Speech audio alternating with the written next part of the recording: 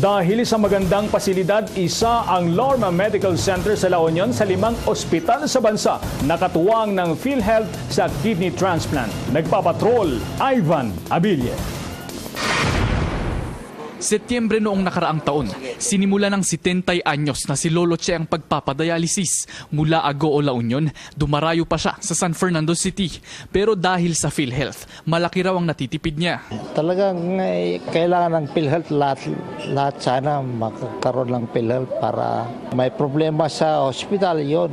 PhilHealth ang sasalo, di ba? Isa ang Lorma Medical Center sa 5 ospital sa Pilipinas na napiling magbigay ng PhilHealth coverage para sa kidney transplant simula nitong Pebrero. Kumpleto ang kanilang pasilidad.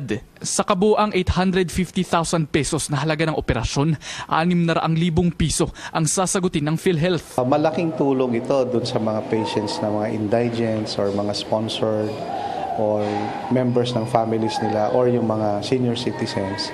Kasi makakapag-avail sila ng malaking subsidy na manggagaling sa PhilHealth. Pero may problema pa rin silang nakikita. Ang problem po natin dyan, yung availability ng donors. May mga limitations po tayo.